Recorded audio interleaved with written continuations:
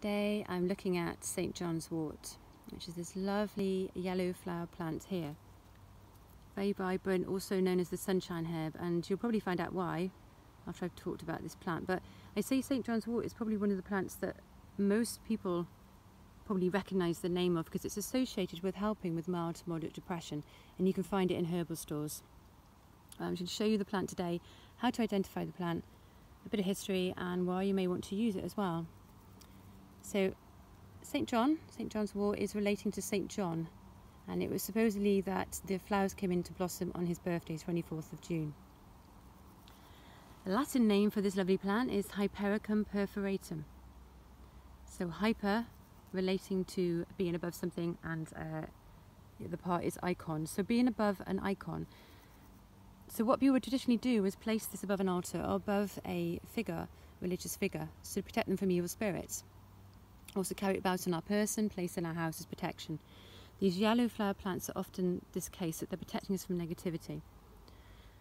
I personally find that just being out here, look around you, it's absolutely lovely, you know, and just coming out here and being with the plants and trees is a superb way to lift you out of feeling down and to raise your spirits, and actually can help you heal and become feeling like you're, I don't know, remedying anything that needs remedying. And it's one of the most perfect things to do, is just be out here and feel that connection to nature. The 5-point star element here is one way to identify. So these petals here, you see this 5-petal flower.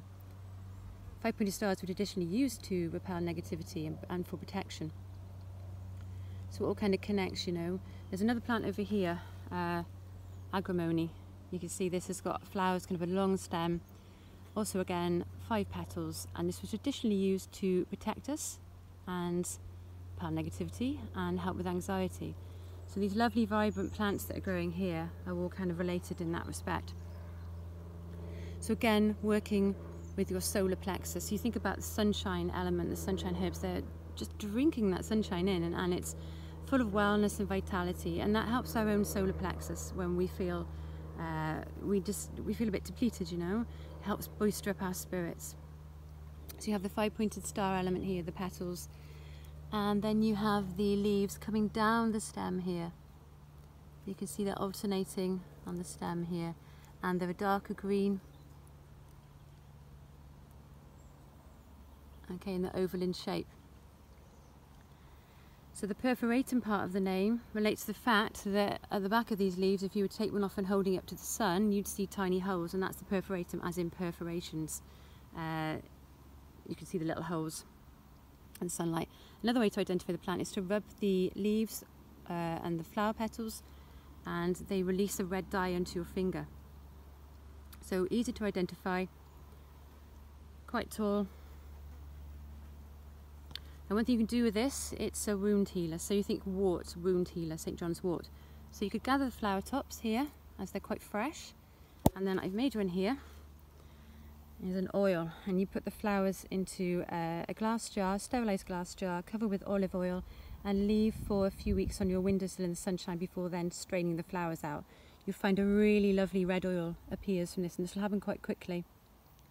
This can then be used for wound healing, skin problems like eczema, psoriasis, but also things like traditionally it was if you had an actual wound, a bleeding wound, and also for aching muscles. So if you run, you work out a lot, you've got a rheumatism, arthritis, back pain, you can use this as an oil rub for yourself. It's a lovely way to connect to nature, and you really feel those healing benefits. So I'm looking forward to my oil this year I'm making, nice and fresh with the plant. And I've sat here today with the plant for quite a long time, so I feel a really strong connection just being here. The other use of St. John's Wort, as we've discussed before, is that it's anti-inflammatory, antiviral, antibacterial, but it contains these chemicals, hypericin and hyperforin, and this is what helps when you take this internally in a tea or a tincture or something you bought from the shop, to actually lower stress levels, lower cortisol levels, and to lift your spirits. Okay, so you can get this from the herbal shops in capsules. I think it's 900 milligrams a day is recommended.